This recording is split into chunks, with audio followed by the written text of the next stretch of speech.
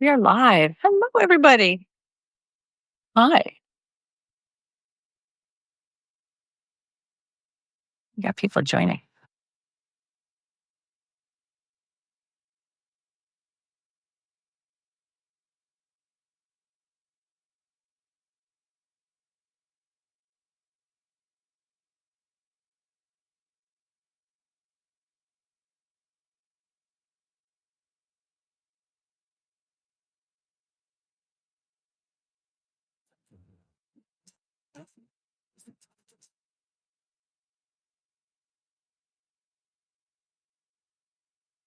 Oh, look, all these people putting in hearts.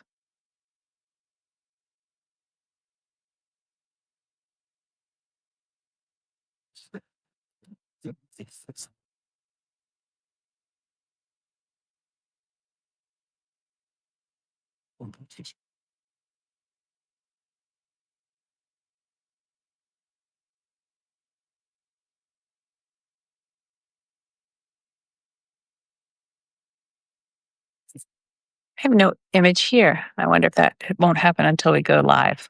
Well, we'll try our best, right? Oh, I'm seeing the ceiling. That one is going up. Oh, that's the problem.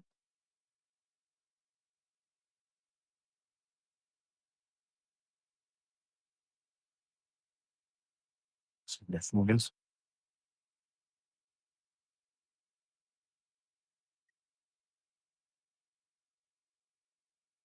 Um, yeah.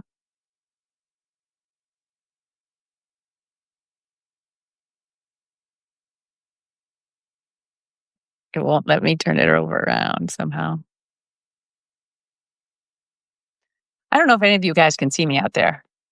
I don't know if you can. Yeah. That's what we have to do.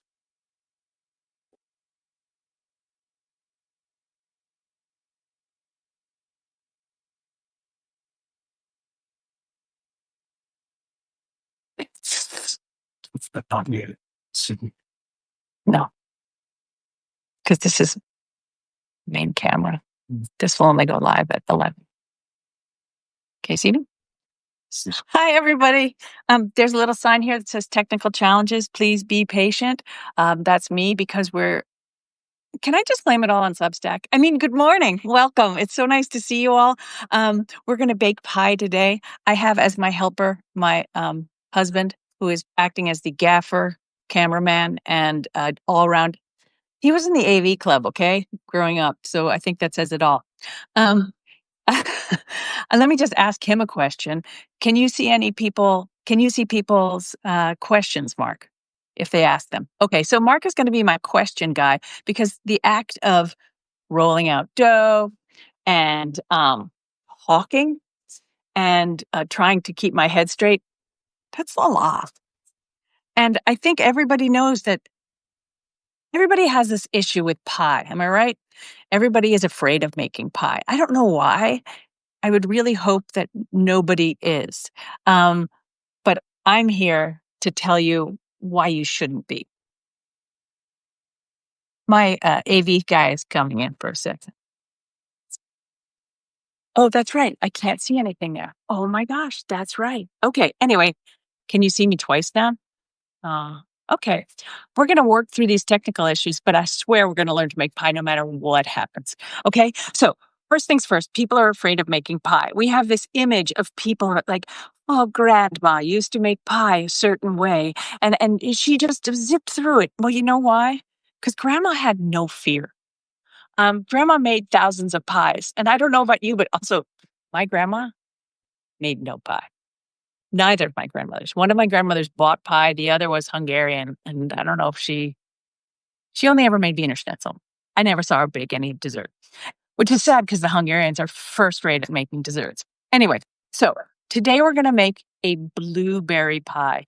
I made this pie with a very special pie crust that is incredibly easy to make. It makes me really sad when people buy pie crust. I'm sorry. If that's what you end up doing, I try not to be judgmental, but I want you to at least try here today I'll show you how to make a pie crust that's easier to make. Because of some of the technical difficulties we've having, it might not be the suavest video that ever happened to videos, and I apologize for that. And if I seem distracted at some point, it's because my husband is making faces at me like, "Don't do that." So he's a lovely guy, though, aren't you, Mark? He's nodding his head like this. Anyway, so thank you for your patience. The keys to this pie are, what are the things that you always know?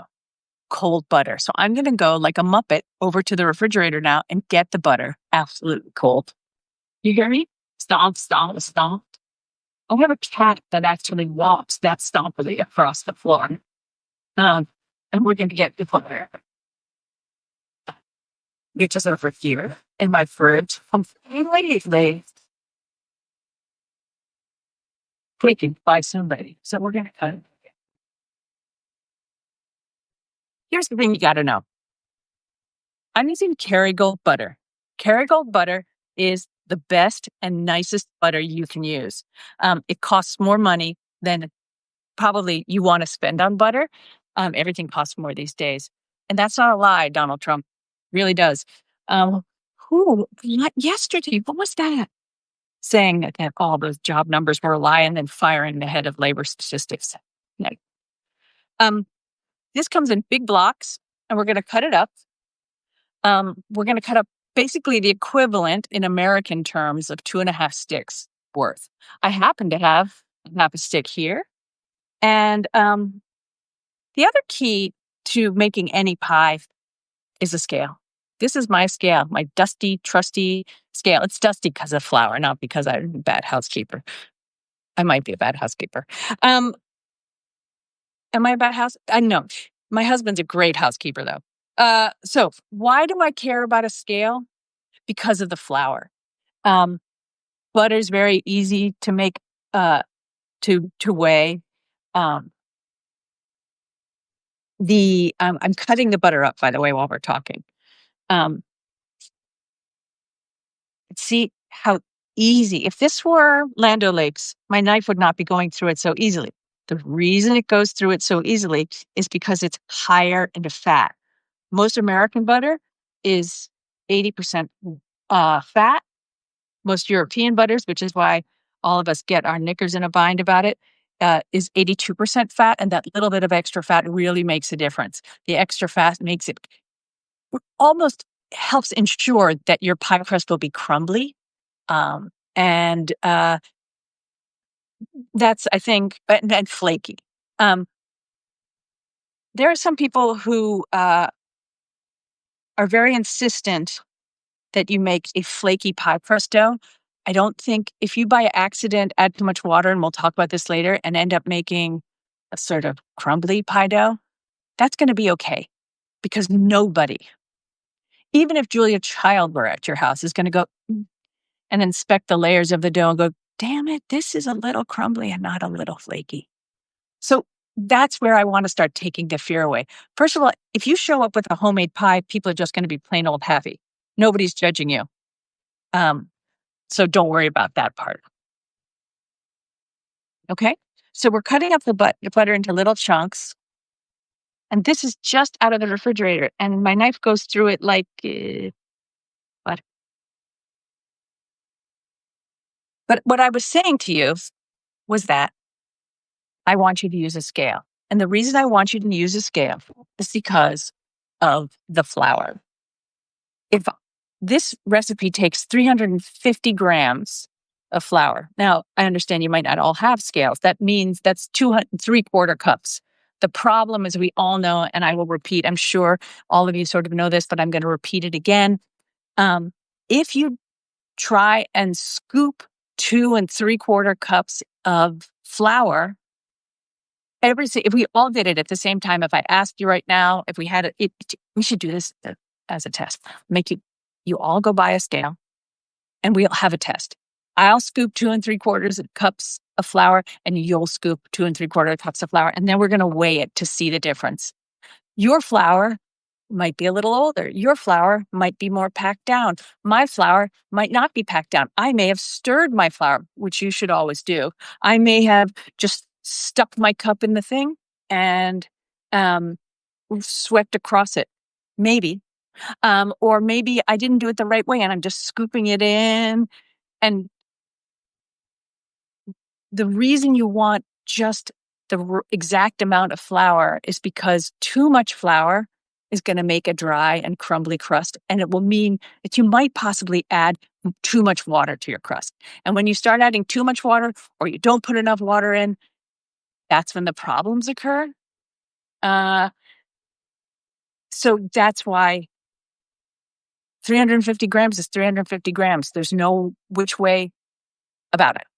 Okay. So also, the other secret to this, and I've measured this all out in advance because look at me, is we're going to be using my food processor. Why do I like a food processor?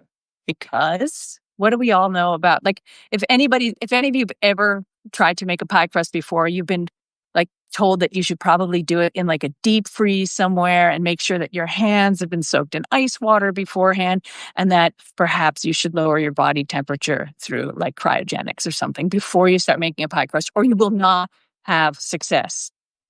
The truth is, many people make pie crust by hand using a method called fraisage, or as we like to call it in English, smushing. It's just as easy to take a bowl of flour, take your sugar, take your salt, those are all the ingredients that go into it, and smush out your pieces of butter into a flat piece. Measurement for butter? Question mark. Oh, the measurement for butter? I'm so sorry. The measurement for butter is 280 grams. That's 2.5 sticks or 10 ounces. Sorry. Thank you. My assigned assistant here is doing a crackpot job.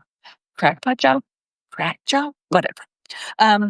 So you can use your hands. You're not supposed to use your hands a lot. Your hands should be cold. But that's what you can do if you don't have a food processor. She said dangerously putting your hand close to the blades. Or you can also do it in a KitchenAid mixer. Okay. This recipe today, everything is backwards in my mind today because we've had to switch things around. But this is a double crust pie because more crust is better.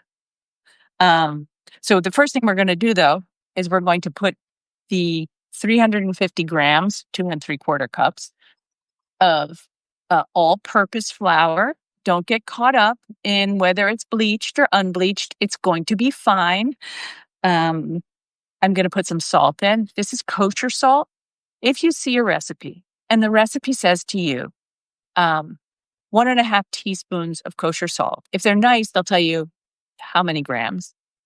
Maybe you don't have kosher salt at home, and maybe you have Morton kosher salt instead of Diamond Crystal kosher salt. Those are they have two different flake sizes.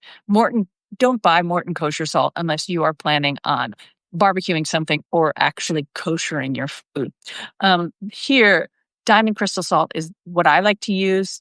And if you only have table salt, use half the amount. Okay. So in goes the salt. And I put, because this is a fruit pie, 2 tablespoons of sugar in. Not a lot of sugar.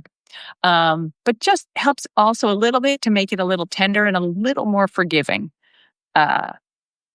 This is, if you're going to make a savory pie, don't bother. Don't put the sugar in. It's going to be fine.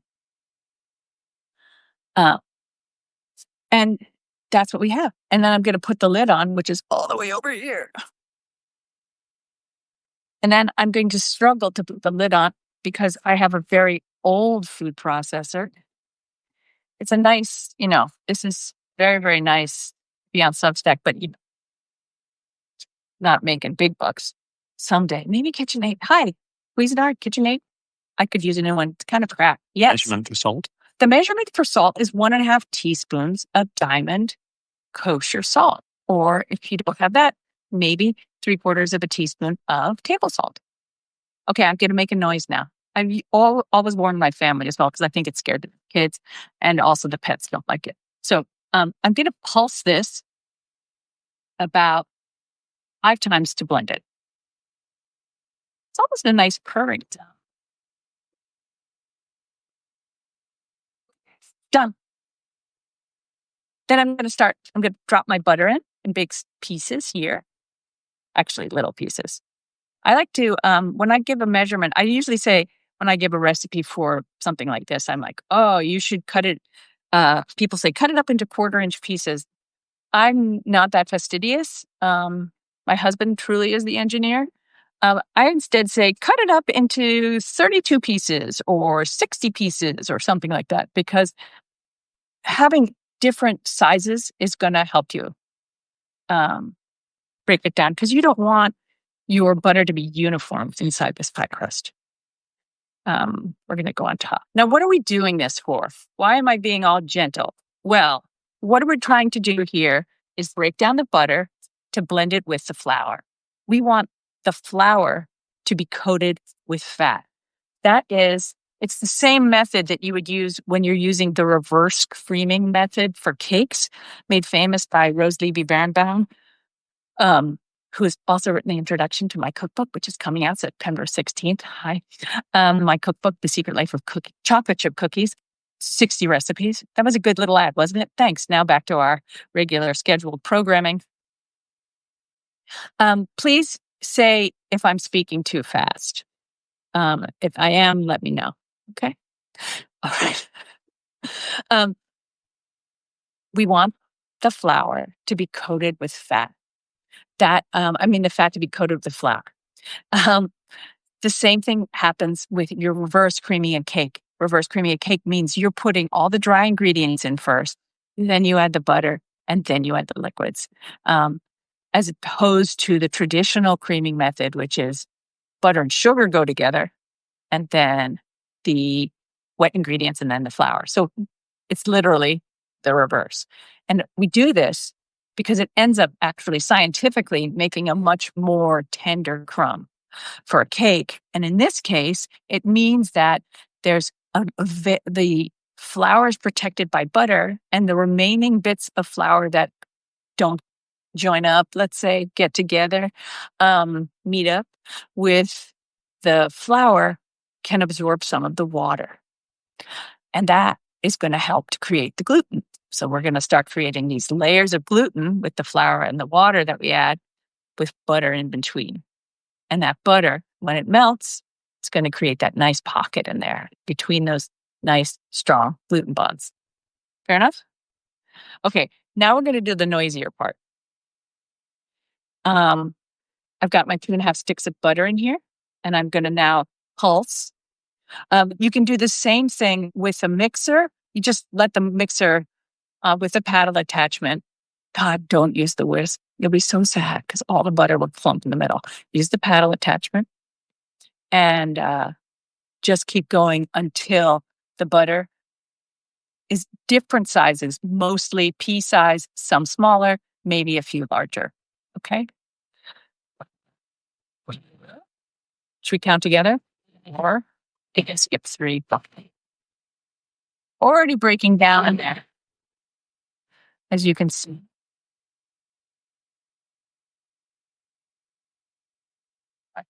Can you show what's going on inside here? Inside here, we've got all different sizes. I guess you wouldn't really call that pea, but it's a lovely sandy texture. There's a little bit of flour that's loose on its own, and the butter is in little pieces like this, all varied sizes. I'm going to wipe my hands on my black pants, because that's what you should do when you have flour on the fingers.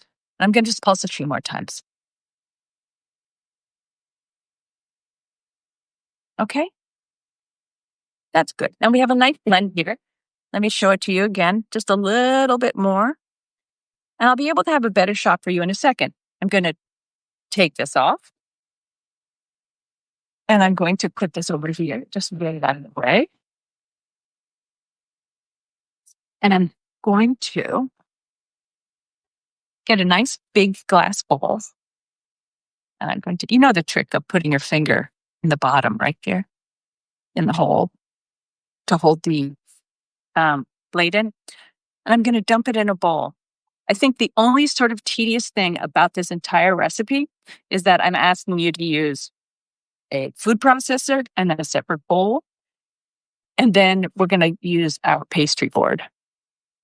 And we're going to save this. We're going to put this in our secret compartment of our fridge so nobody uses. It's called the freezer. Best place to keep your flour. Okay, so you see the mix of different sizes I have here. And this is the part that can get a little bit slurry. We don't want it to be too stir. Here, look at the beautiful condensation. That means that this is ice water. That means that when I use the ice maker, my dog came running. My dog is named Norman. And Norman came running because he loves nothing more than ice. The way this recipe is calculated, because I use precise measurements, let me move this up here a little bit. Sorry, guys, is you should only have to add 6 tablespoons of water. But I'm going to show you how you know if only 6 tablespoons is it. And I'm not going to add all 6 tablespoons at once. I'm going to just dribble it over. Like I said, I'm a little bit lazy. A lot of people might create a well for it, but I'm not putting them all in the same place. I hope some of you are counting. Okay, that's 4 right there. And I'm going to add actually 5, and I'm going to wait to add 6. And then I'm going to use a fork. And then I think I wrote this in a recipe recently, but I said, don't give up on this part of the process. This part of the process, you're going to be like, I didn't add enough water. It's terrible. Never going to come together. I'm going to grow old doing this. And like most things, it takes some patience to spread that water about. But it will happen. One little bit of water is going to touch the other bit of water. Does anybody have any questions that we can pepper my husband with while I'm doing this? Notice I'm scraping the fork off to make sure that the butter doesn't get stuck on it. And now I'm taking a little look at this and I'm thinking to myself, I'm just going to add that extra bit of water, that extra tablespoon of water, because look what I did. I grabbed it and it didn't all stick together in my hand. And that's what you want. If you don't add enough water, you ever had the problem when you're rolling out the dough and it crumbles everywhere and you're like, oh shit, never going to come together. Your problem is not enough water in that case. The other problem could be that it's really sticky. And then guess what you did? Did you say it's not enough? You added too much water? Yeah. So how do you know? And this is what we're going to do. I'm going to add this 1 extra tablespoon now. Always go gently. Go slowly. Please remind us weight of butter. Please remind you the weight of the butter. The weight of the butter is 2 and 3. The weight of the butter is 280 grams of butter. Yes? Have you ever tried the vodka method that allows for more water? I have tried the vodka method, and I've also tried the vinegar method, and I dislike both of them. And here's the inside story on the vodka method. Even Kenji Lopez Alt, the guy who developed the vodka method, said it was a gimmick. It made a great headline. And that's why the vodka method was so popular. The sugar measurement, someone's asking, was 2 tablespoons. Okay, so that's the inside baseball story right there. It does make a better headline, right? Vodka. It does nothing. Scientifically speaking, it was just more of a gimmick than anything else. And that's from Kenji Lopez Alt's mouth himself. So you see, this gives us some time to chit and chat. Oh, look. Can you add more flour if you goofed on the water? Depends on how much you goofed on the water. Okay. If you added too much water and you're here and you're going, oh, geez, this is too wet. And you have to do it in sort of like a South Dakota accent. Oh, geez, too wet. Or is that Minnesota? I don't know. Anybody there from any of these places? I would tend to, if I didn't add like an extra quarter of a cup or something, if I'm like maybe a tablespoon or 2 over, I'm going to put flour down on my cutting board and have that be the thing that helps to absorb the extra butter. Okay, so let's look now and see if this is doing it.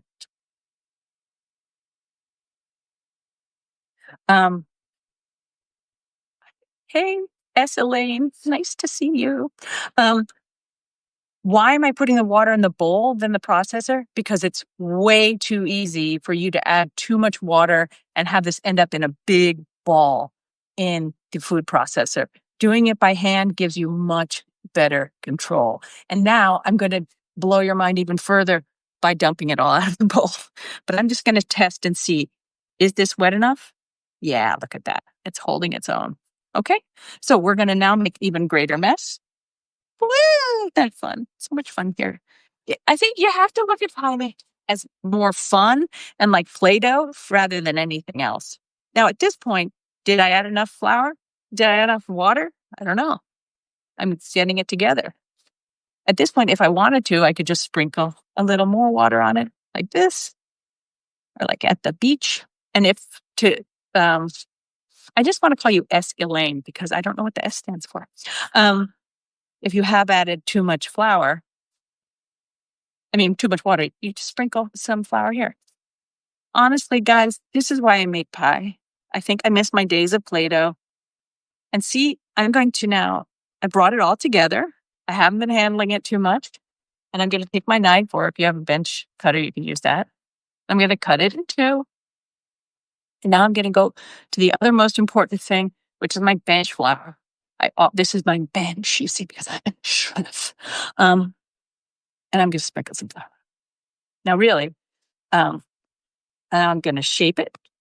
I'm literally flinging pie dough and flakes of flour all over my husband's computer. He's going to be really pleased.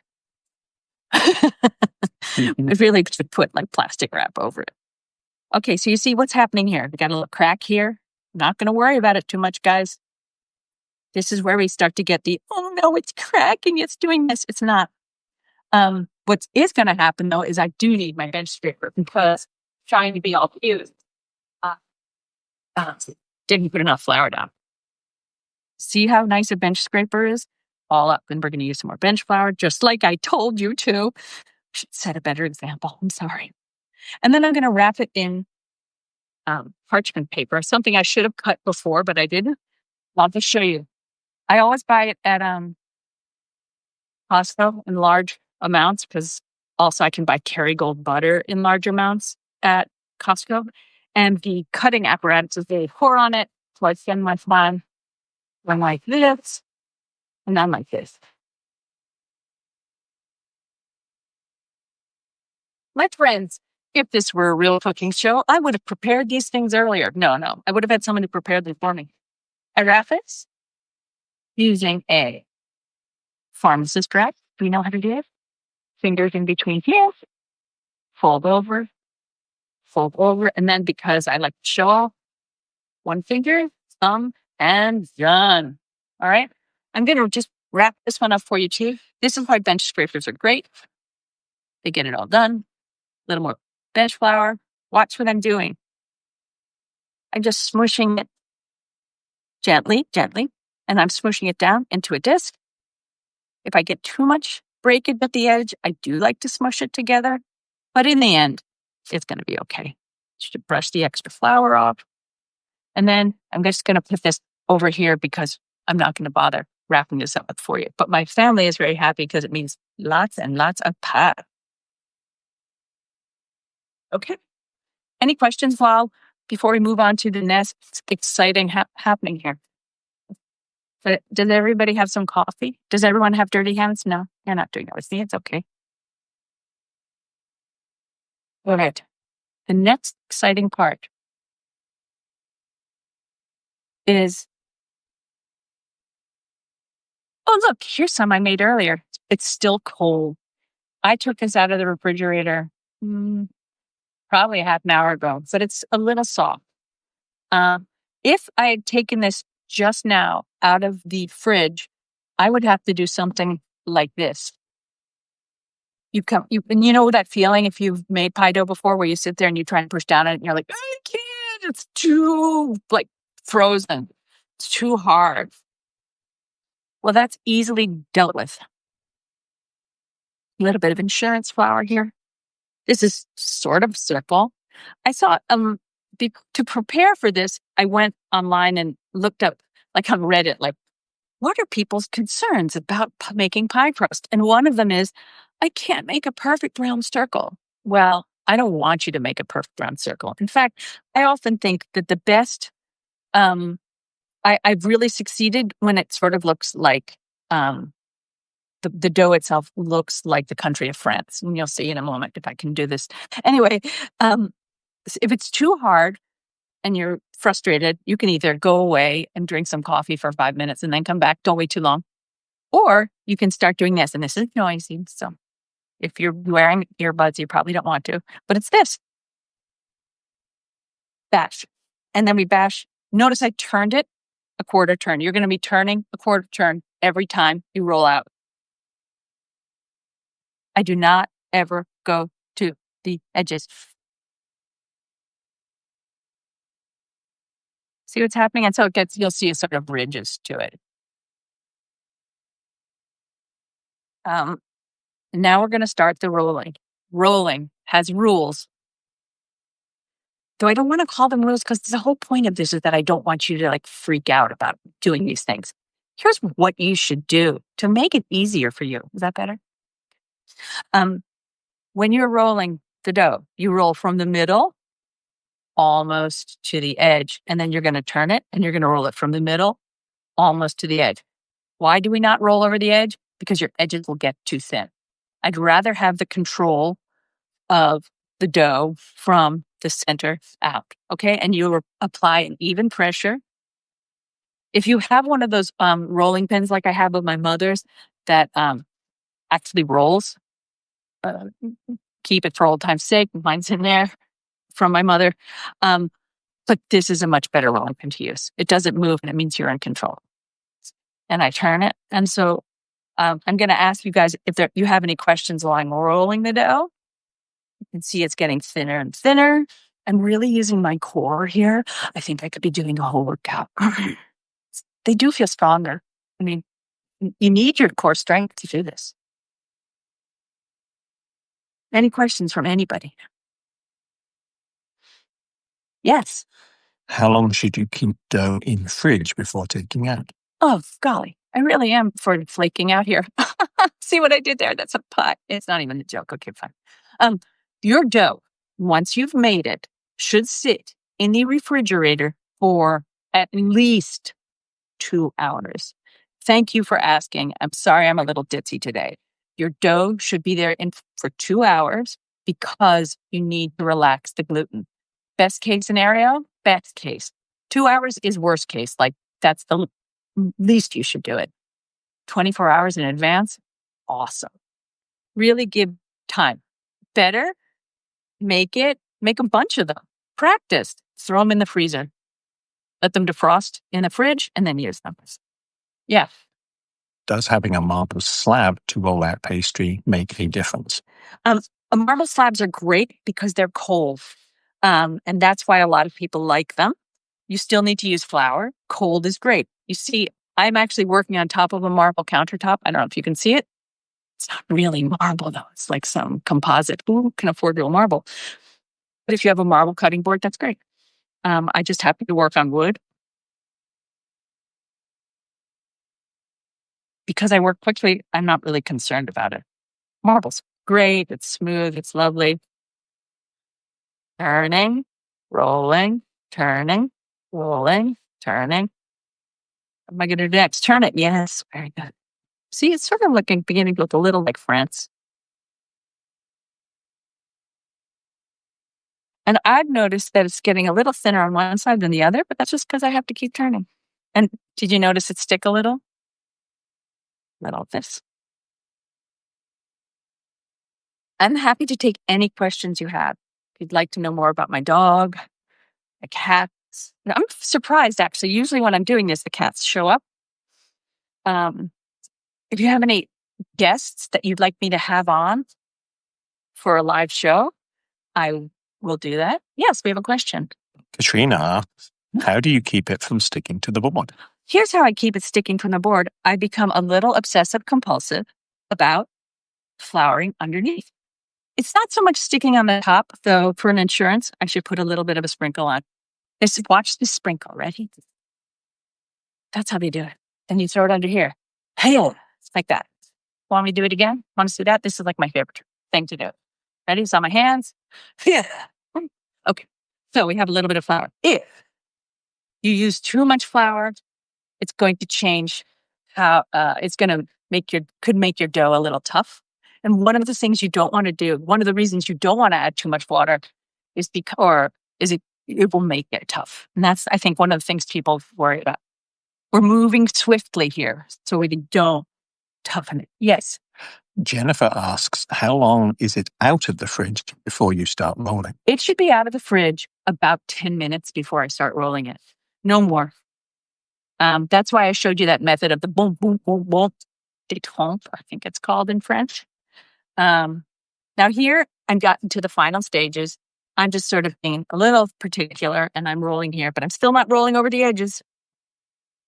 So I've left it in place. I can do this and not cry because I have a lot of flour under here. Yes. Gail asks, how much flour did you start with? How much flour did I start with? In the recipe, it's 2 3/4 cups or 350 grams. Is that the question? Yeah. Now what do I do? How do I get it to my thing? Okay.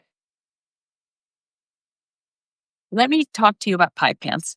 This is a pie pan that I bought at the Acme supermarket.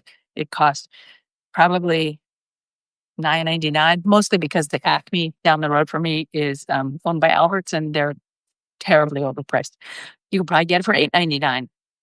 This is my favorite pie pan. You can have these beautiful, lovely. I once had an Emile Henry one. I think it's at somebody's house. I left it there, and that's a beautiful pan. But the great thing about this, especially for beginner pie makers, is when it's baking in the oven, I can see how nicely it's browning or not, and monitor the cooking of the crust. It also, because it's glass, is a great and even conductor. I love my pie crusts made in a glass pie pan. And I feel okay being bossy about it because it really is the cheapest option. Okay, here for the trick. Okay, you ready? Okay, here we go. Now, there are 2 ways to get this into the pie pan that should not evoke tears. One is to drape it over the rolling pin, lift it up, and put it in. I don't like that so much. I like to be more of a daredevil and risk breaking, but because look at the thickness of my pie crust. How thick would you say that was, Mark? You can use centimeters. He's English. Well, what would you say?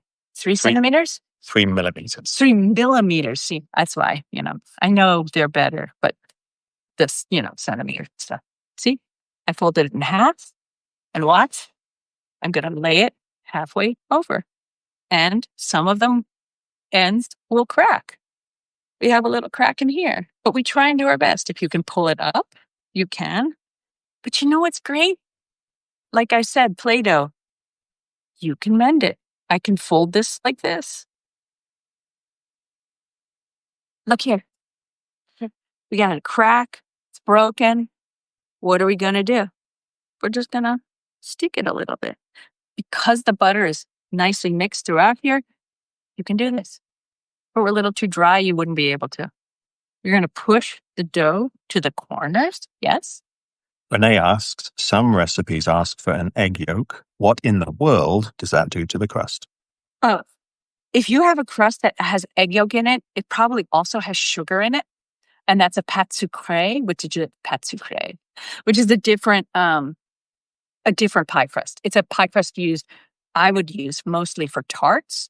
It's a great, if you're nervous about making a pie crust, make a pâte sucrée, one of the ones with egg yolk. The egg yolk helps as a protein, because it's just the yolk, to bind, it adds moisture, and it binds the pie crust together more easily. And that makes rolling out very easy. You have and also it makes delicious cookies, as does this crust. Yes. Mary asks, is the pie pan coated with anything, or do you just put the dough in? I have done both. Sometimes I butter it. Sometimes I put the dough straight in. Because I'm using glass, it tends to cook, and it has so much butter in it, I haven't had a sticking problem.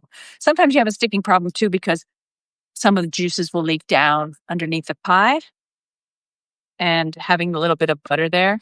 As a reassurance, coat it with butter. But if you coat it with butter, put it in the fridge, let it get cold. You don't want any warm butter hanging around here. Why don't I want warm butter? Because warm butter melts too fast and it's not going to make the pie crust flaky. It's going to end up making it tough and crumbly. Okay, so what have we done here?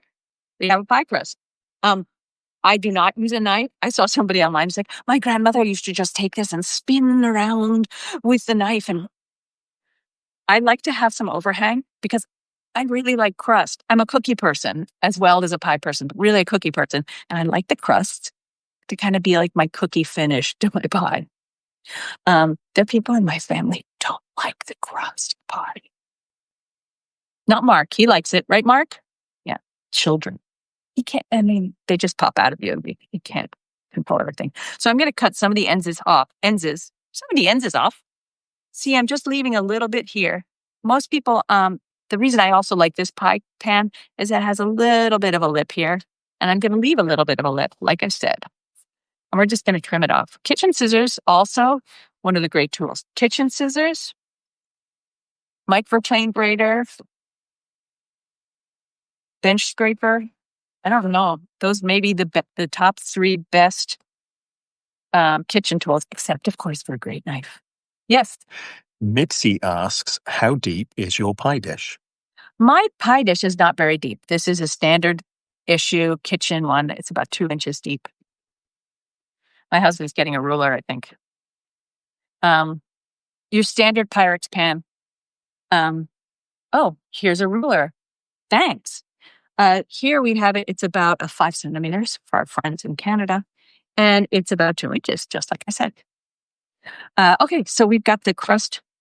Does it look beautiful? Not really, but it does look smooth, I tell you. And where do I put it now? I put it in the refrigerator. You'll notice I haven't made the filling yet. I could try and put it in my refrigerator without spilling. Oh, how I wish I just had a refrigerator and clean inside, but never mind.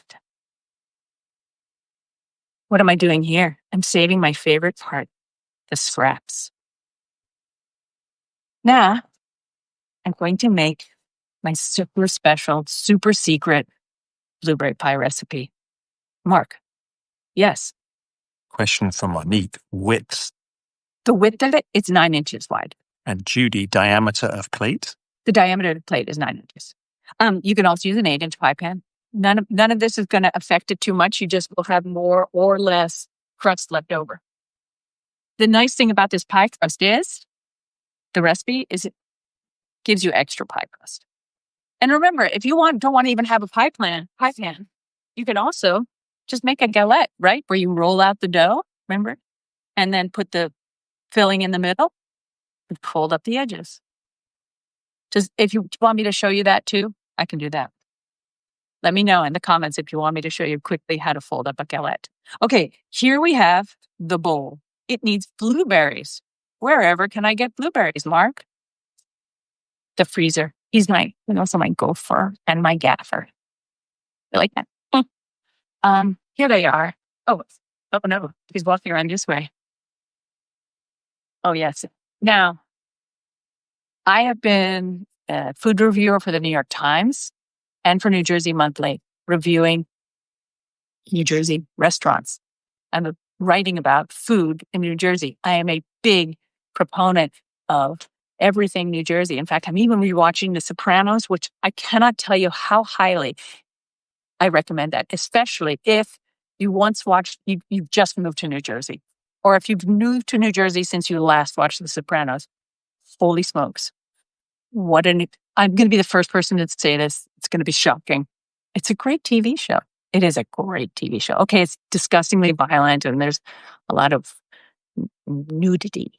But for those of us who live here, especially near where it was filmed, we can see the Holston's is down the street from where I live, which is where the last scene was. And their onion rings, all right. Yes, 2 questions. Elaine would love the galette, have not made one a bit intimidated. And Donna says she will only buy New Jersey blueberries. Donna, yes! New Jersey is the third largest producer of blueberries in the world. They, I think, used to be number one and then lost that place, unfortunately. We only have so much space, guys, but we produce the best fresh blueberries. But this pie, I used frozen blueberries, frozen wild blueberries from Maine. Why? Is it because fresh blueberries aren't good enough? No, it's because these are better. They're fresh blueberries. You can make a fresh blueberry pie. That's great. Here, I'm going to get consistent results every time. They smell delicious. Wyras in particular, and I think they probably come from Maine, but like Blueberries for Sal, we all remember that book.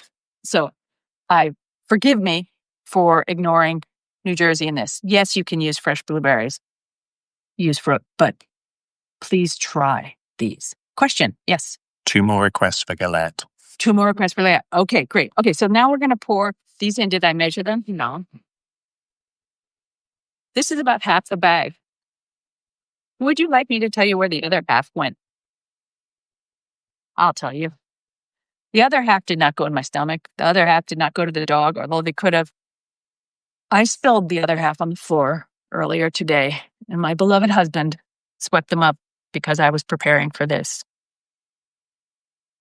Yeah, I'm not feeling too smart, but happens to the best of us and also happens to me. Okay, so I poured half the bag in. That's about 1.5 pounds of frozen, and they're still frozen. Do not defrost them. If you defrost them, you will get a big pool of liquid and you will get the soupiest pie ever. So I want you to be able to make this blueberry pie without having to look at a recipe. And that's going to make you a little nervous. One of the things that will be helpful to you is using these blueberries because they are so good. Okay, we have a question. Mary asks, half of how much? Half of how much? Half the bag is 48 ounces. The bag is 48 ounces, so 24 ounces. That's about 2 pounds. No, 1.5 pounds, like I said. It's 1.5 pounds. Okay? Now I'm reaching over for the sugar. Should I measure the sugar? No. Should I taste a blueberry? They're very sweet. I don't like sugary pies. I don't like sweet pies. I like my apple pies taste like apple. I always enhance everything with citrus of some sort to make it a little brighter. Okay? I'm not here for the sludgy canned taste of pie. So I'm going to add, I have a scoop that happens to be in here. I'm going to add what is the equivalent, you can see me pouring it over the top, of about 1/4 of a cup of sugar. If you don't want too much sugar, don't put it in there. But you have to put some sugar in because it's going to help with the gelling process. Then, because I didn't want to do this on camera because I have cuts on my hands, and then I would be squeezing lemons on camera and you'd be watching as the citrus stings me and hurts me and seeps into the cuts. But they're clean. It's nothing dangerous. No, so I swear I washed them. I hope some of you are laughing at that, not going, that woman is disgusting. Yes? Mary asks, are the blueberries defrosted? The blueberries are not defrosted. The blueberries are frozen. I usually add the juice of 1 lemon and the zest of 1 lemon. Now, 1 lemon is different for everyone. So that's why we're just playing this by ear. Okay? So I've already zested it in here and I've already squeezed the lemon and picked most of the pits out. And remember, if you put a pit in and somebody complains about it, you have 2 options. One, it's to exclaim, hooray, you won! You get the prize and give them $1. The other thing is to rip the pie away from them and say, you don't deserve pie. Shut up. Okay, so that's the lemon. And here, my friends, is the important secret ingredient. I have used many thickeners in my life. I have tried flour. I have tried tapioca. Not bad. This one here, in this cute little container that I got at H Mart, is, you can buy cornstarch anywhere, but it's Clabber Girl cornstarch. You can buy Argo cornstarch, whichever you like. If you are in measuring spoon, if you are in someplace like Canada, they usually call it something like corn flour. But I'm going to put in 2 tablespoons this stuff, sprinkling it over the top. And this is in the pie to act as a thickener. And that is all. Frozen blueberries, not defrosted, about a quarter cup of sugar, granulated white sugar, the juice of a lemon, and the zest of a lemon. And now I'm going to stir it up so that every single piece here is coated.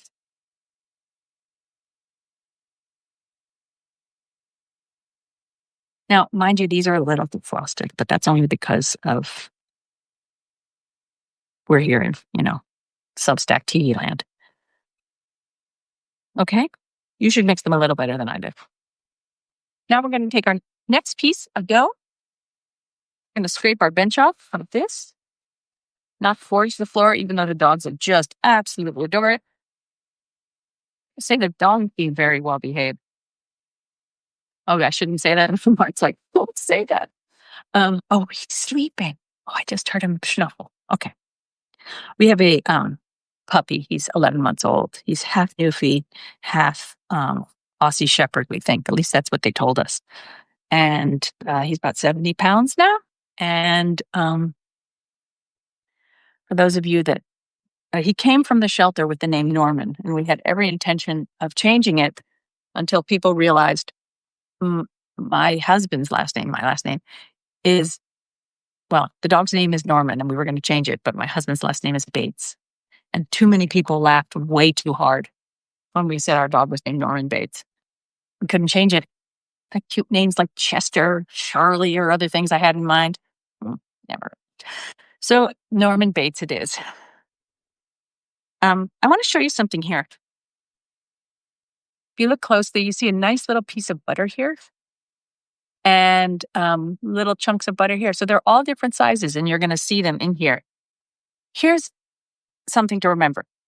If you look at your dough and you realize as you're rolling it out that you have way too many large chunks of butter, I want you to roll out your dough and then fold it like a letter and then roll it out again into a circle. So basically, you won't have the risk of having these just pools of butter in here. Instead, you're sort of going to create a fake puff pastry. Fake. You're going to create some layers with that. Okay. So this dough has been sitting out perhaps a little too long. But what happens in the long run? It's all going to be good. I really find it hard to think that, well, you tell me, is there a reason that you're afraid of pie crust? Or why do you want to know, like, what is it that is your hang up about pie crust? Anything? People are afraid of it cracking. Make sure you add the right amount of water, but don't add too much. With basic ingredients, it's all going to be good. So we're rolling out our top here. What have I forgotten to do? A little flour. Yes, I have a question. Gina says, it takes too long. It takes too long. Let me turn on the TV.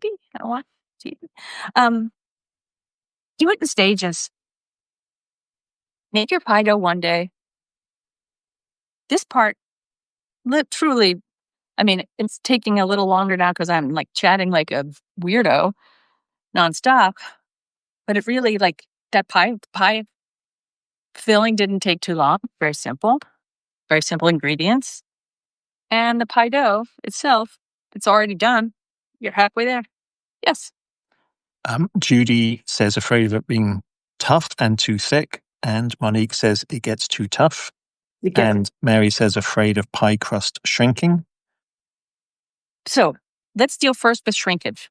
The reason the pie crust will shrink is because the gluten hasn't had a chance to rest. That's why I've put my bottom pie crust, which is probably the most important part not to shrink, especially for making just a single crust pie, is that.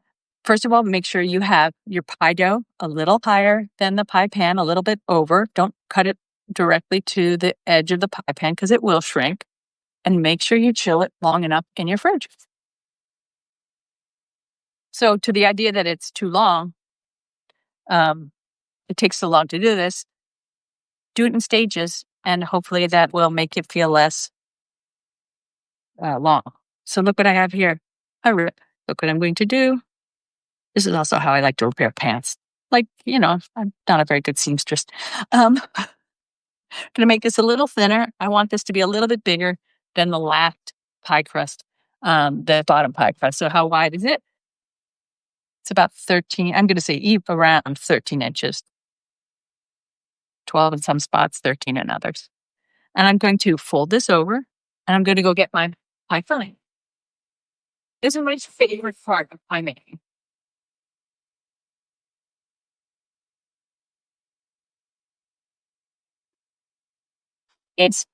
Mary asks, how long should it rest in the fridge? It should rest. I rest it while I'm making my pie crust, and while I'm making my pie filling, and while I'm rolling out the top pie crust. So that's really been about 10 minutes, I think. If you can rest it for longer, great. Yes. And Lanita says, too much water causes too much sticky. Too much water causes too much sticky and too much tough. So there's your problem. Isn't that beautiful? I don't know if you can tell that it's glistening. In the case of this pie, I'm scraping in all the little bits off the sides of the bowl. If you have too much liquid, you do not want to do this. But if you're using frozen blueberries that haven't been defrosted, this will not be a problem. The one thing I am not showing you is turning on the oven, because it makes too much noise. But your oven should be preheated to 400 degrees. I don't know how your oven runs. Maybe it's cool. Maybe it's too hot. 400 is what I use for my oven. I put it in the oven at 400 degrees, and then 10 minutes later, I turn my oven down to about, I hate to be this person, quite 375, really 365. Does it make a gnat's bit of difference? In my oven, it does. That's just what I've learned to do.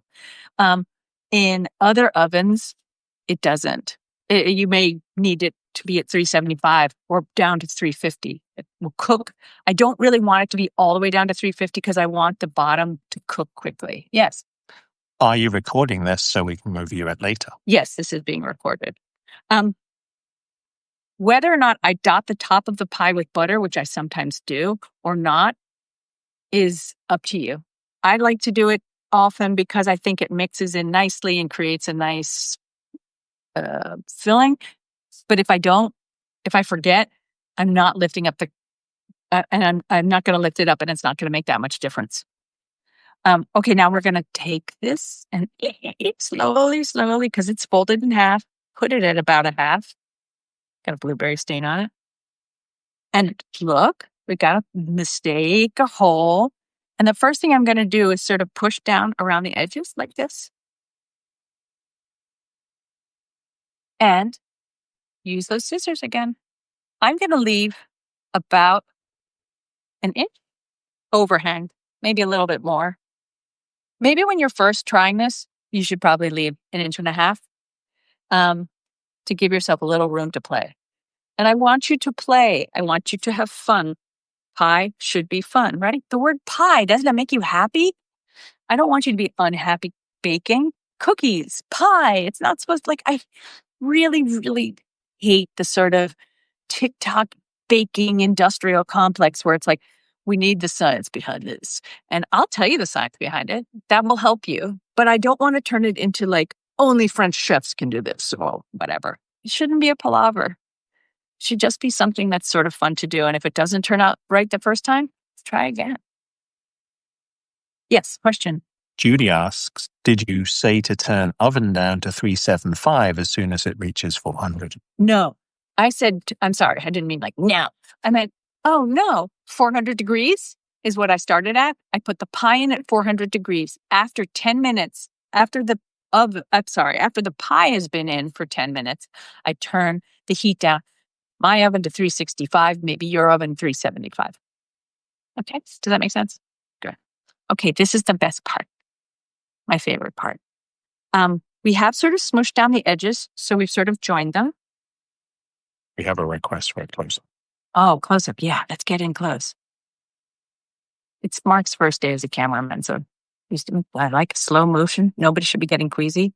And I'm taking the dough. I fold it under. I make sure it meets the bottom crust. See how it's meeting the bottom crust? And I sort of join them up with a little hug. No, a little squeeze, folding it up. There it is. I don't know if you can see my thumb is squeezing from the top, but having a little pinch. So I'm making a seal. I'm making sure it seals. I would much rather that it was sealed and didn't look perfect around here than aim for this perfect circle. That's not fun. That's not real pie. You're not a machine. I'm a human being. Anybody else see that? Okay. So top crust, bottom crust. See, they're not all perfectly even. And I'm going to fold it under, smoosh it down a little bit, under, squeeze. And this feels a little thick to me, so I'm going to give it a little edit. This piece is making itself a little troublesome. I'm going to fold this under.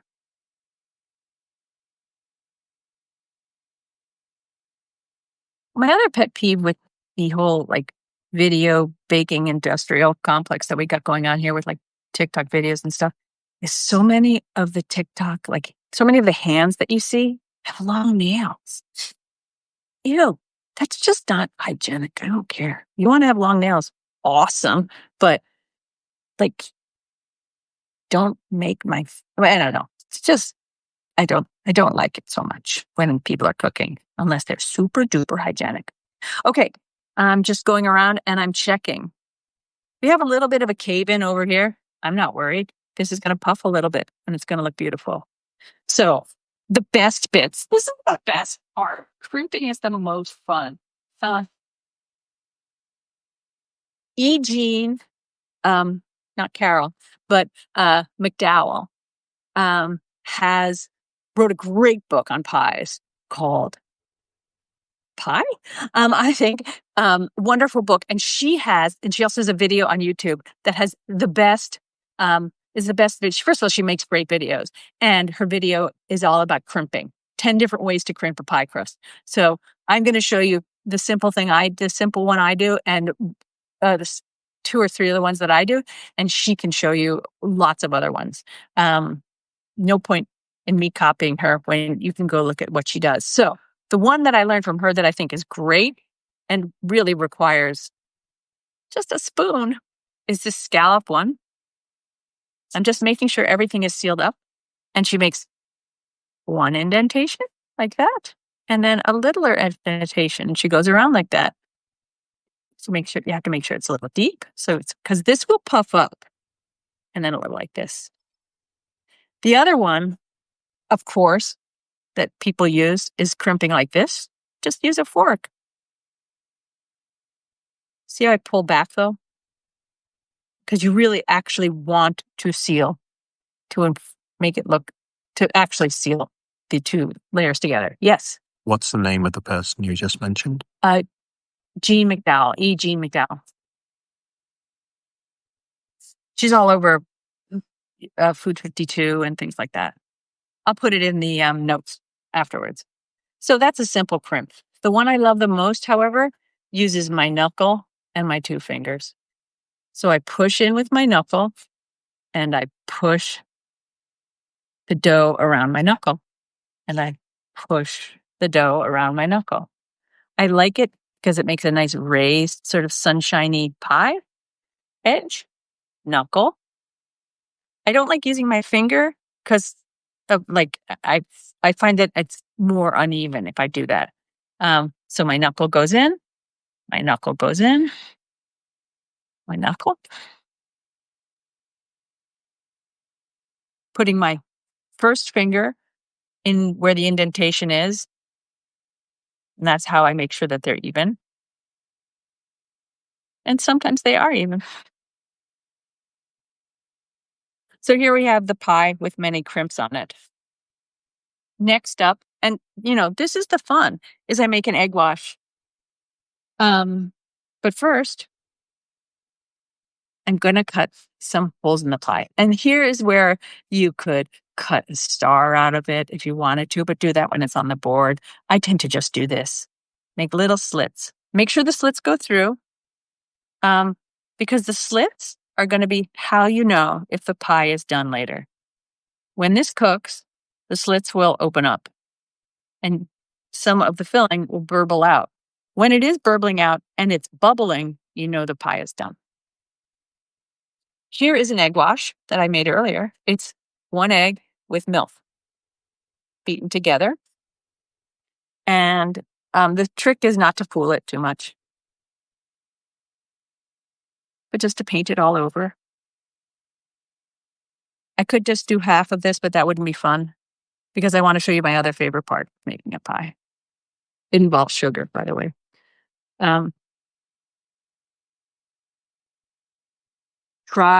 You'll see if the egg wash is pooling, sometimes it tends to pool in and around here. You will end up with burnt edges if that happens, so try your best. This is not an actual paintbrush, although you could use one. Seal around in here, all the little edges, and across the top. And then, ta-da! That sound you heard is the opening of my sugar canister. And what I'll do is I'll shake a little bit of sugar over the pie crust. Remember I said how I like to eat the pie crust like a cookie? Well, the little extra bit of sugar makes it nice.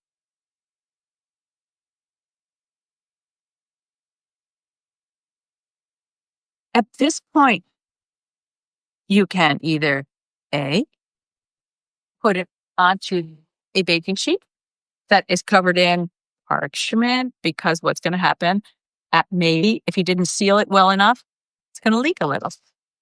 And then you'll either ruin a pan or be stuck with a really disgusting pan. The other thing that you could do right now is wrap it well in saran and foil and pop it in the freezer, uncooked. Actually, if you're going to do that, don't put the egg wash on. I'm sorry. I'm misleading you. And when it comes time to eat the pie, take it out of the freezer, egg wash it then, and bake it from frozen, and it'll just take a little bit longer. How long does it take for the pie to cook? 25, 30, 35 minutes. I'm always a little generous with my numbers for how long it takes to cook because everyone's oven is different. Here's what you need to look for, okay? Golden pie crust. It won't get as golden in the middle for a while, so you really want it to be all gold.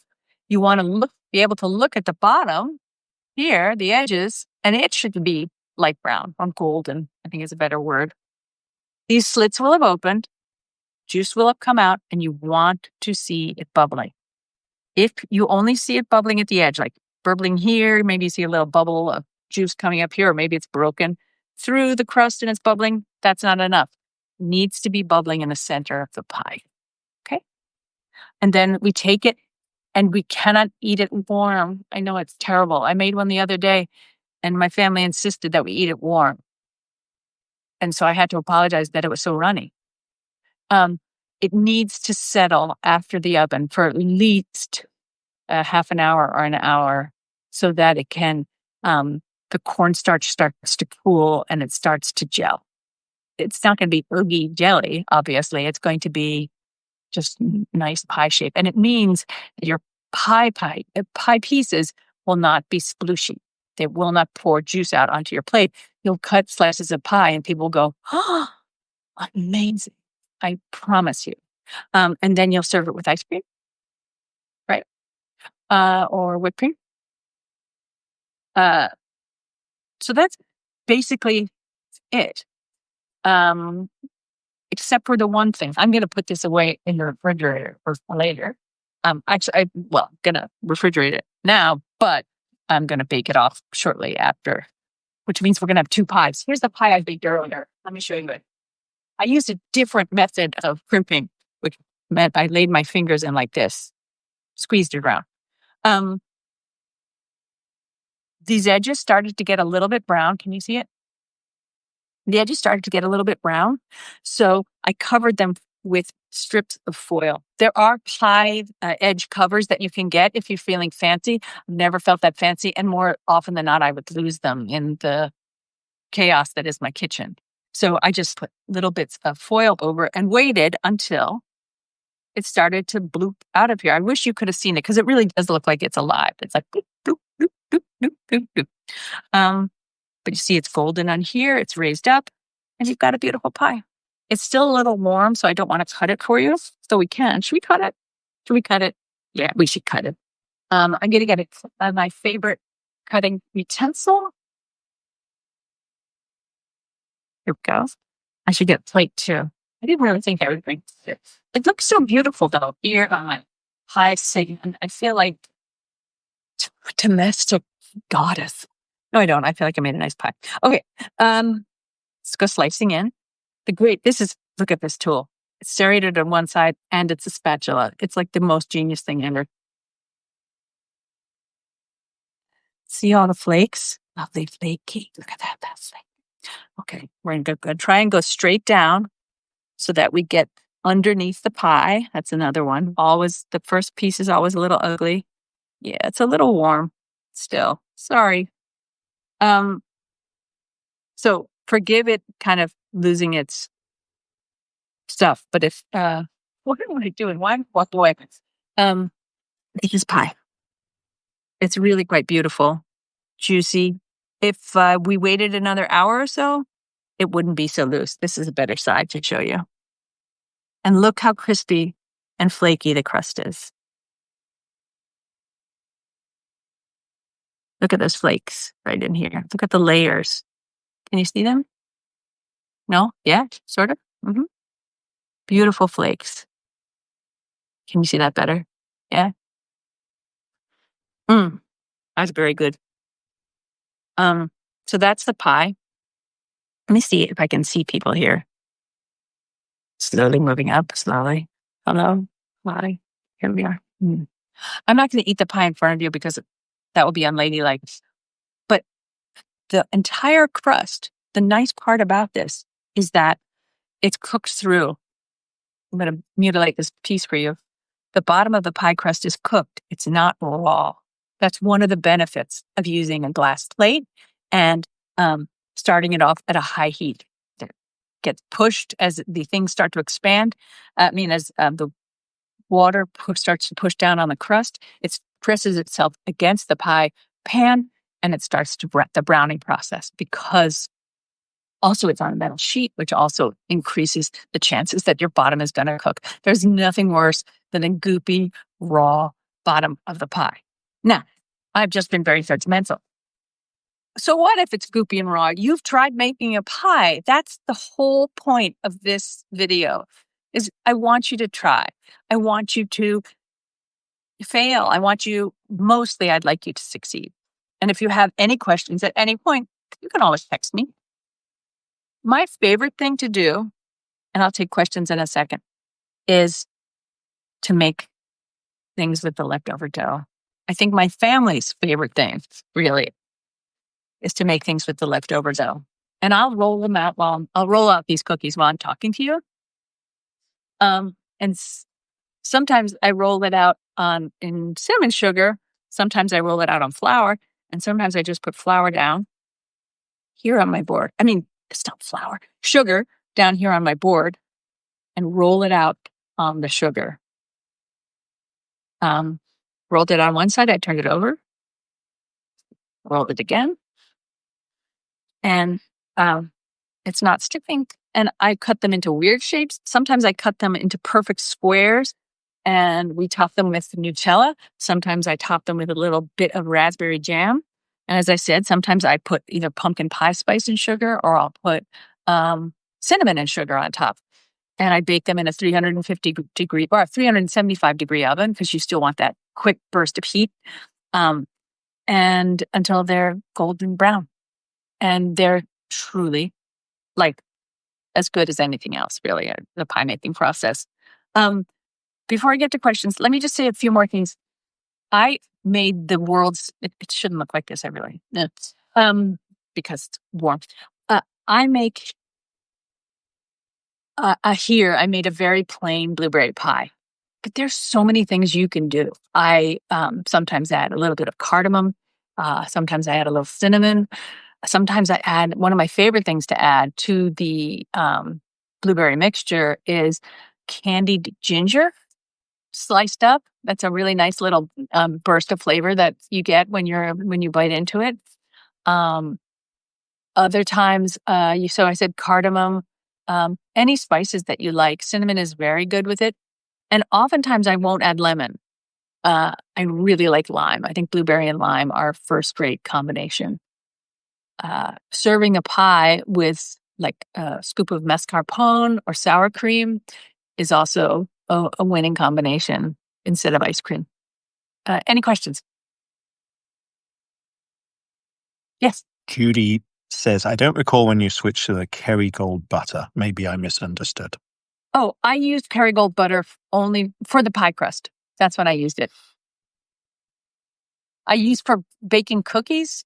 Traditionally, I use regular Land O'Lakes butter, just because I often bake cookies warm, and I don't want I just like the consistency of American butter for cookies. Yes. Could you remind of the starting temperature? The starting temperature of the pie is 400 degrees, and then you turn it down after 10 minutes to 375 degrees or 365 degrees, depending. I did promise to show you about the galette, didn't I? And I forgot it. So we're gonna fake this, okay? Here's our last piece of dough, okay? Let's pretend. So we're gonna try and make it as round as possible. The whole point of a galette is not to freak yourself out. And the word is used to describe galettes all the time is rustic, and that means messy, right? What we don't have is some filling, so I'm just going to go over here and get just a peach to show you. I should also point out that my peaches are covered in a towel. They're out on the counter, and to prevent fruit flies from kind of hanging around. Yeah, I just did wash it. I cover it with a pretty towel so that keeps the fruit flies either underneath the towel or away from the fruit. So I'm going to cut my fruit like this. This is a peach. I'm cutting it along the equator of it. And then I'm twisting it slightly. I'm lucky enough. It's what we used to call freestone peaches. And I just work this back and forth gently like this and twist it out.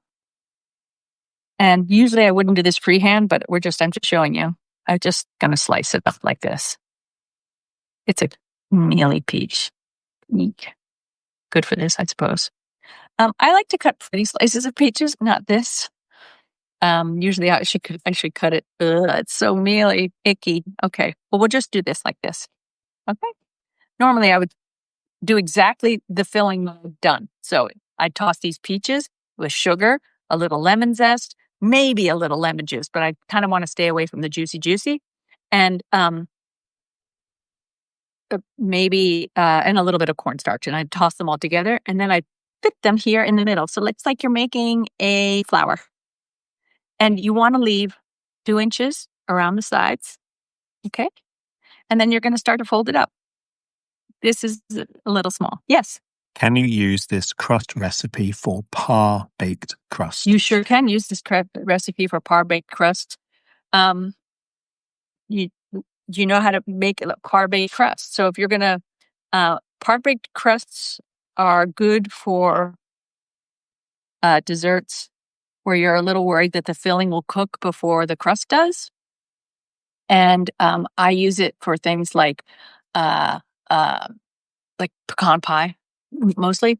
That's because I tend to make pecan pies. I have a really good recipe. It's on my Substack. But you layer your pan, you refrigerate it. Remember, especially important when you're par baking a crust and you do not have a top crust, is to rest your pie after you have filled the pie pan so that it doesn't shrink. That's always the problem, right? And then you line it with a piece of parchment paper, and I fill it either with the pie beans that I have. It's just a bag of black beans that I've only used for pie. Or the yummiest thing you can do, and this is a go-to from Stella Parks, who's a brilliant pastry chef, is to fill the center of the pie, weight it down with sugar. So you're roasting sugar at the same time, and that brings out caramelized flavor of sugar and is wonderful in cookies afterwards. So kind of you get an extra bonus there. And then bake it, and then you have to dock the inside of the crust. Then you put the parchment in, and then you put the beans in and bake it until it's not golden, but it looks opaque. Then lift that out and then put the filling in and bake it as normal. Let's look here. I'm going to start folding the galette first away from here. Okay. One part sort of, and then I'm going to put my finger here to help it. I also want to make sure that it doesn't split. That's really the only problem with galettes. And then I'm going to go around here and I'm going to keep folding it and folding it and folding it. And see, folding it. We have one little corner here, patting down the little bit here and folding it up. The worst thing that happens with a galette sometimes is that it starts to crack. And that's the one thing you want to you want to try and avoid that. If it cracks, just take a little bit of dough and repair it. Here's the mistake we just made. Okay? I'm sorry, I don't mean to blame you. I made a mistake, but that's just because I was trialing it. Always do this on your pie pan. Having to transfer this to a baking sheet is a pain and will result in tears and disaster, and you don't want that. So it should have been put on a baking sheet. I should have folded it on here, put the dough on here, put the fruit on top, and then fold off the edges. You should also paint this with egg wash. Remember, egg wash, 1 egg, a little splash of milk, beat it together, and use your paintbrush clean to put it on. And also sprinkle sugar on. Yes. Scott asks, if you're using fresh blueberries, how do you keep the filling from getting watery? If you're using, as my husband said, fresh blueberries, the cornstarch and sugar is there to help gel the filling. One of the reasons, so 2 tablespoons of cornstarch for about 1.5 pounds of blueberries is a great ratio. Okay? That's also one of the problems with using fresh blueberries is you don't always know how juicy they're going to be. They're not going to be too juicy. I wouldn't worry. So 2 tablespoons of cornstarch should be enough. Any other questions? Have fun. Change up the flavors. Make pie dough. Practice making pie dough. Put it in the freezer. Take it out to frost it. Make pie when you want to. Start easy. Maybe just making a galette is the way to go. There's the recipe for the pie crust for the galette. A single galette is on my Substack and it's a galette that I make with also a frangipane filling, which is that almond cake, and peaches, which is delicious. But it's an extra step. Don't go there if you haven't been there yet. Just make some pie dough. Have some fun. If it turns out poorly, make cookies with the pie dough. Everyone's going to enjoy that. You can make little parcels. I sometimes cut it up like this. I roll it out thinner. Put a little bit of Nutella in the middle. Fold it up like a little parcel or like a little blanket like that. Eat them as cookies. No one's going to be sitting there going, "Oh, this isn't quite so flaky." I will say the great thing is you can actually see the layers even here in a piece of raw dough because I've been folding it over, making dough. And one piece of dog hair. Dog hair comes with my kitchen. it was the bane of my photographer who did the photographs for my cookbook, because she would like call me and she'd be like, I just, edited out the piece of dog hair that I found. And I was like, you found what? Couldn't see it. It was microscopic. I mean, it was hidden. It was hidden to the average human eye. But I really do try hard not to put too much pet hair in my food, uh, which I think you should find very reassuring. Big, yeah. Give me that heart for that. I also wanted to thank you all for being here today. Um, if you can, I couldn't. I wanted to make this pie making uh, demonstration a little bit of a fundraiser for the World Central Kitchen, because I feel sort of almost embarrassed by the amount of abundance that we have here in this country, and the way I can just play around with food and do whatever I want, when there are people in the world, especially in Gaza, who are having a hard time, who are starving. Let's just be very clear about that. And World Central Kitchen reaches out to places all around the country, all around the world, I mean, to help those in need, whether it's Ukraine or the site of a typhoon or whatever. So, um, if you can donate to World Central Kitchen, even if it's $1 or $2, it's better than nothing, and it'll help somebody out. And I thank you so much for being here today. And if you have any questions, please put them in the comments and we will see them eventually. And I appreciate you being here. Thank you so much. This has been a bit of a long video, but pie is worth it, I think. I hope you all make some. And if you do, send me photographs.